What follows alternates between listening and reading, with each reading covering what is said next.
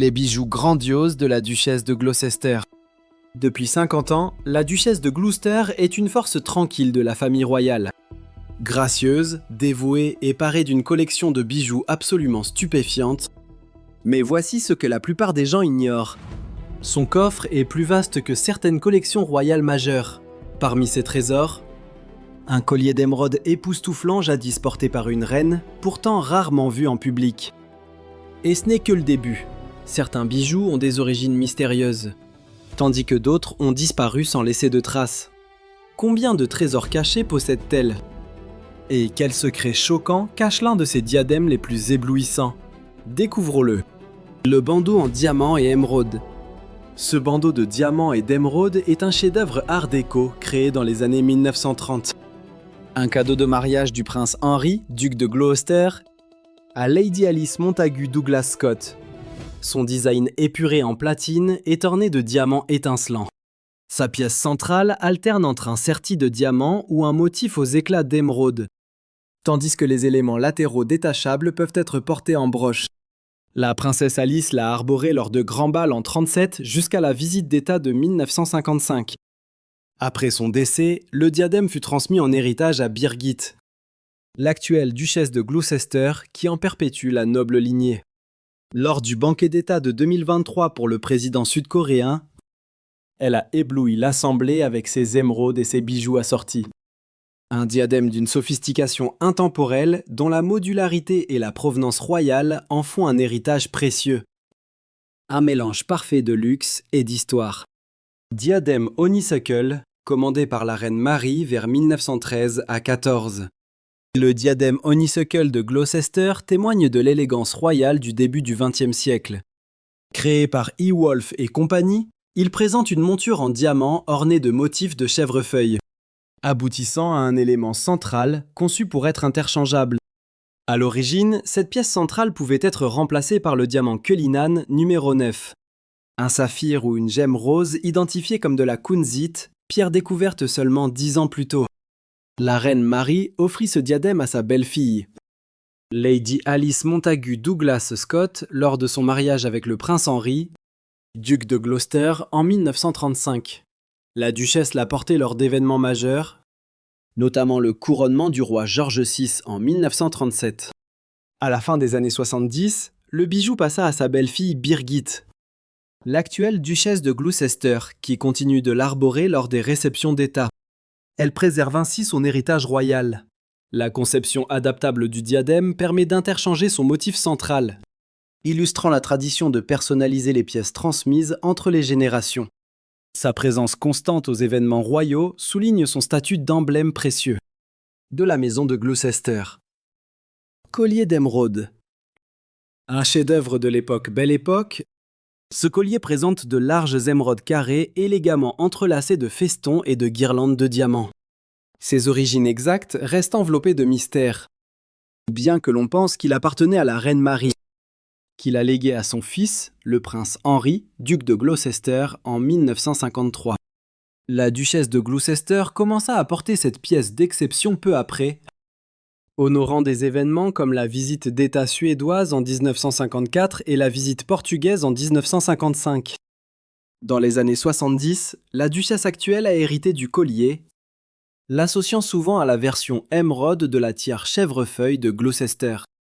Même si les apparitions se raréfient avec le déclin des grands galas, cet héritage reste un témoignage de l'élégance royale, de sa grandeur et d'un passé immuable.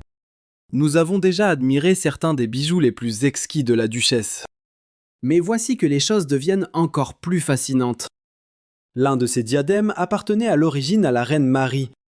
Mais saviez-vous qu'il possédait autrefois un ornement central totalement différent? Un autre joyau de sa collection a mystérieusement disparu pendant des décennies. Restez avec nous car la pièce royale la plus rare et la plus époustouflante arrive.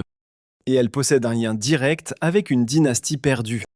Le collier de perles à 11 rangs de la reine Marie est un chef-d'œuvre rarissime. Un océan de nacre maintenu par 2 motifs de diamants éblouissants. Probablement offert pour son mariage, la reine Marie le portait souvent comme princesse de Galles. Cependant, après la Grande Guerre, elle l'abandonna pour des colliers plus imposants. Après son décès en 1953, Le collier fut transmis à son fils, le duc de Gloucester. Sa femme, la princesse Alice, le portait rarement dans les années 60, notamment lors du service de l'ordre de l'Empire britannique. L'actuelle duchesse de Gloucester a ravivé sa splendeur dans les années 80, l'arborant sur des portraits d'anniversaire et lors de banquets royaux, souvent associés au diadème de la reine Marie. De la splendeur édouardienne à l'élégance moderne, ce collier incarne l'héritage royal. Ses perles lumineuses chuchotent les récits des reines, des duchesses et d'un siècle d'histoire. Diadème turquoise des Teck. Le diadème turquoise Teck, symbole d'élégance royale, remonte au milieu du XIXe siècle. Créée vers 1850, cette pièce resplendissante arbore un motif solaire en turquoise entouré de volutes rococo complexes. Le tout serti sur un lit de diamants étincelants. Faisant partie d'une parure incluant un collier, boucle d'oreille et broche, il fut offert à la princesse Marie-Adélaïde de Cambridge en 1893 par ses parents, le duc et la duchesse de Teck. Ce diadème ornait la princesse Marie de Teck lors de son union avec le futur roi George V. Bien qu'elle le portât rarement, elle commanda une refonte en 1912, adoucissant sa pointe centrale pour une silhouette proche d'une couronne. En 1935, la reine Marie confia le diadème à sa belle-fille, Lady Alice Montagu Douglas Scott, lors de son mariage avec le prince Henry, duc de Gloucester. La duchesse l'honora souvent, incluant l'ouverture du cinéma Odéon en 1937 et le défilé Givenchy au Dorchester en 1955. Fin des années 70, le diadème passa à l'actuelle duchesse de Gloucester, qui l'inaugura lors du gala du jubilé d'argent d'Élisabeth II à Covent Garden en 1977. Depuis lors, il a illuminé des événements comme la visite d'État américaine, Grande-Bretagne et le 25e anniversaire de mariage de la reine Margaret. L'année 92. Broche corsage en diamant. Un amas de diamants resplendissants entouré de volutes complexes, ornés de 3 pendentifs exquis. Voilà tout le charme de la broche de corsage en diamant de Gloucester. On pense qu'elle fut offerte à la princesse Helena pour son mariage en 1866. Cette broche incarne l'élégance victorienne. La princesse Helena a sublimé de nombreux événements avec ce bijou, le portant notamment avec sa tiare en diamant lors du couronnement de George V en 1911. Après son décès en 1923, la broche a rejoint la collection royale principale. En 1935, Lady Alice l'a reçue lors de son mariage avec le duc de Gloucester. La duchesse a arboré cette broche lors d'événements majeurs, dont les couronnements de George VI en 1937 et d'Élisabeth II en 1953. Récemment, la duchesse de Gloucester a porté la broche en pendentif, élégamment suspendue à une rivière de diamants, veillant à ce que son éclat perdure lors des galas et des banquets. Découvrons maintenant la tiare Cartier India. La tiare Cartier India est un chef-d'œuvre éblouissant. Fusion de diamants, saphirs et perles inspirée par la splendeur royale de l'Inde. Créée par Cartier dans les années 20, son style reflète l'architecture moghole et l'opulence des Maharajas. Propriété de Beatrice Mills, comtesse de Granard à l'origine, elle fut ensuite portée par la célèbre princesse Marie-Louise, qui l'arbora pour les couronnements de George VI en 1937 et de Élisabeth II en 1953, cachant malicieusement des sandwichs dans sa couronne. La tiare est devenue un héritage de la famille Gloucester, désormais portée par la duchesse actuelle lors des banquets d'État et cérémonies. Mélange de raffinement européen et d'art indien, son héritage brille toujours dans l'histoire. Voici maintenant la tiare collier en diamant. La tiare collier en diamant, merveille d'élégance royale, présente une série de diamants sertis entourés de cadres délicats. Ses origines restent mystérieuses car elle ne figurait pas parmi les cadeaux de mariage d'Alice en 1935. On suppose qu'elle a été fabriquée à partir des bijoux offerts par son mari, le duc de Gloucester, disparu des yeux du public après les années 30. La princesse Alice préférait cette pièce en tiare. Lors d'événements de 1938 aux années 50, notamment à la Royal School of Needlework en 1951, l'actuelle duchesse a dès abord conservé sa forme de tiare pour de grandes occasions, comme l'indépendance des Seychelles en 1976 ou le gala de mariage de Suède. Dès les années 80, Elle l'a transformé en collier, elle associant souvent au tiers chèvrefeuille de Gloucester ou de Iva.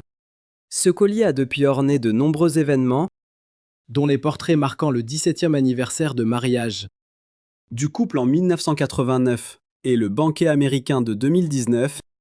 Terminons par la parure de perles et d'émeraude. Cette parure est un témoignage d'élégance royale et d'une importance historique rare.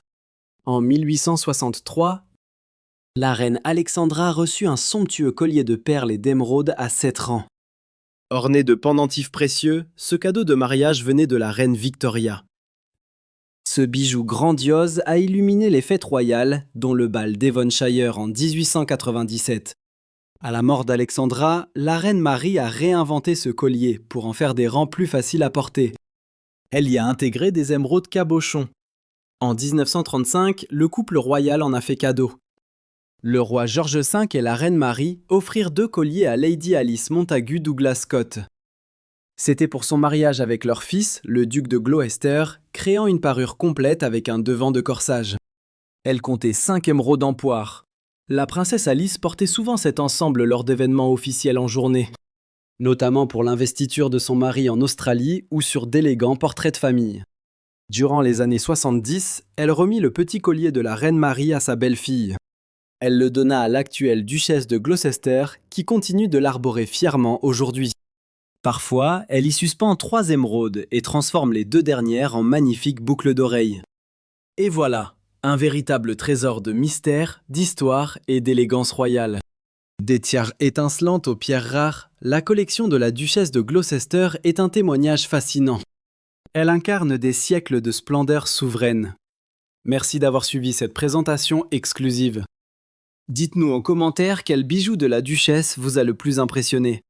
Avant de partir, n'oubliez pas de vous abonner et d'aimer la vidéo pour plus d'histoires. Nous espérons que cette plongée dans l'univers du luxe et des joyaux royaux vous a plu. Activez les notifications pour ne jamais manquer nos prochains récits de joaillerie d'exception. À la prochaine!